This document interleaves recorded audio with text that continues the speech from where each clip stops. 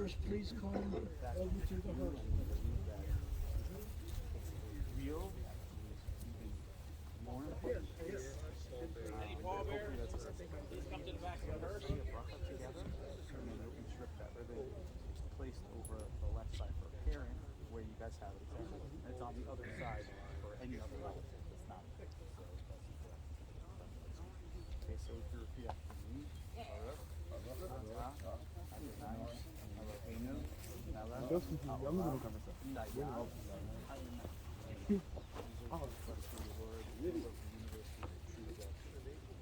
promises we bless God in good times and in bad times. In good times, we say Shachriam and we thank God.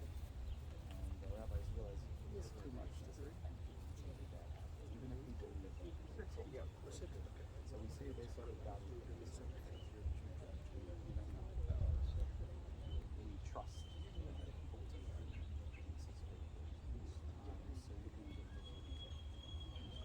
So you can get from the bottom up. Just get it started. Just so if you just like yeah. Okay. So you're definitely speaking double speaking. I'm just going to do it. So that I'm gonna when I'm saying I'll just and then I'll tell you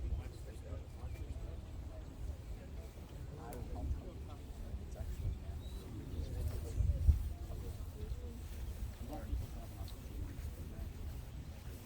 Please step on the boards on each side. Turn side. Keep walking straight on the board. Step on the board. Step up carefully. There you go. Step on the board, everyone.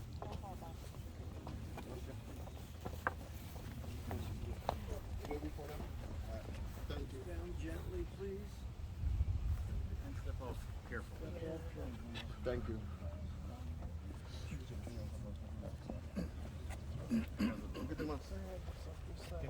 Okay.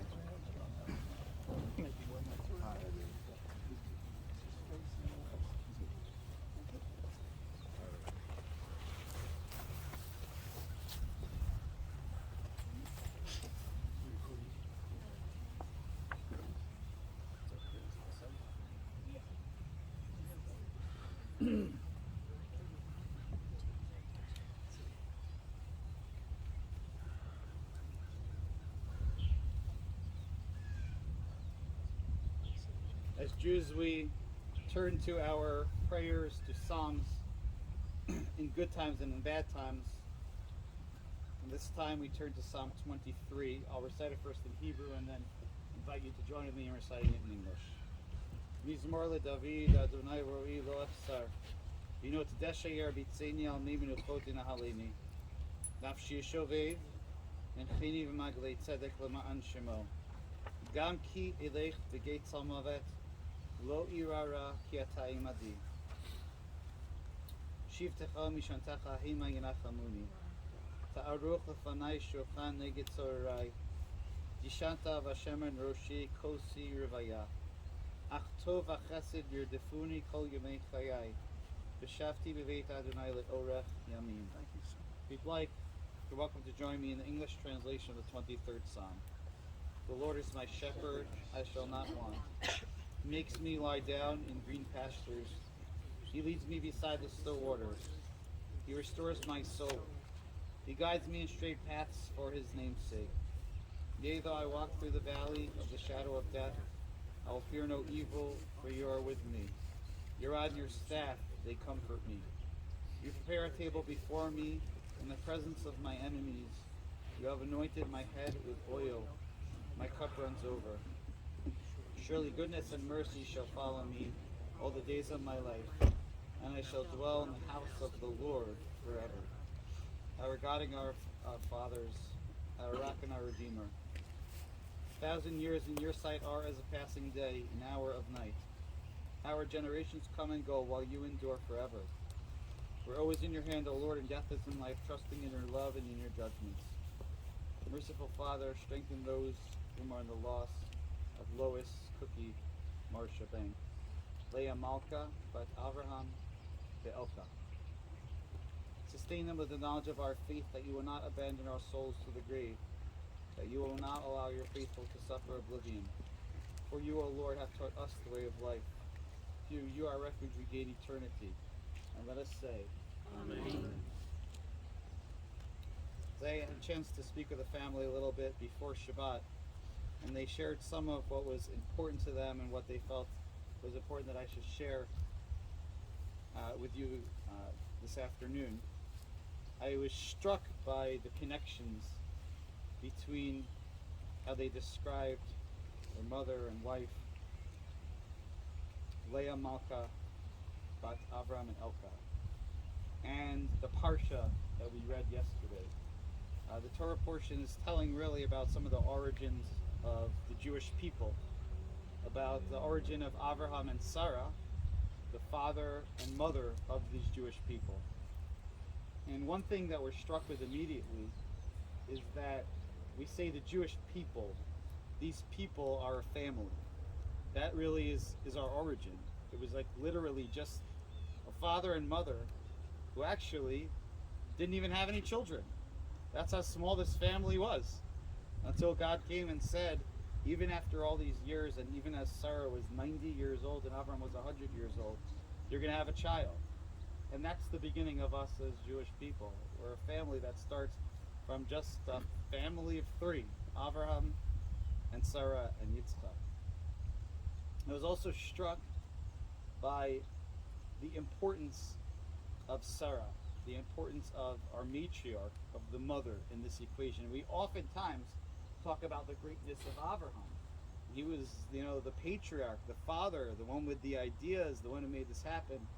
But if you read carefully, and even if you don't read all that carefully, you'll notice that the role of Sarah as the mother, as the matriarch, was so crucial that Avram's told a couple of times, do what Sarah tells you to do. Listen to her. The sages teach that Sarah's level of prophecy was actually higher than Avram's level of prophecy. And that's why God said to Avram, whatever she tells you to do that. One of my teachers called this the first yes dear that ever existed.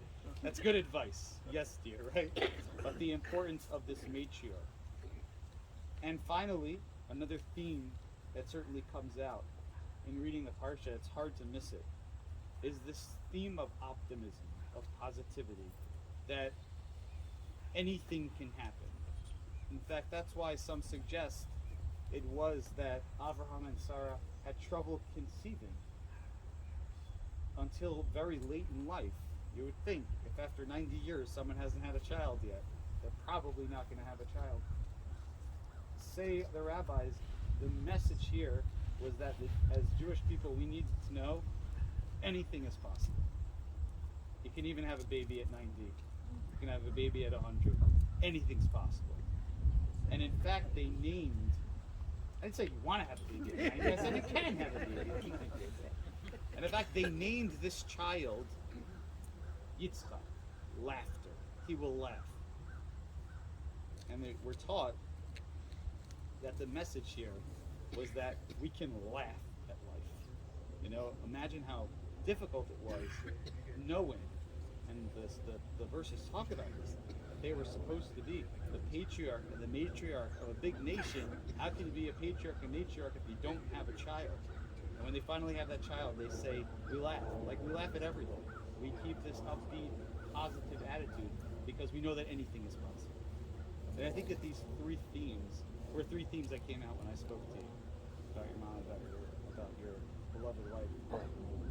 That sense of family, above all else, knowing that the basis of who we are as a family, that sense of who she was to the family, the one who really made it happen, the matriarch who was there day in and day out, and the way that she carried herself with this positive attitude, with joy, the way that she expressed that to others, to friends, to family, the love, the support that you all received from her was so very much what this Parsha was about.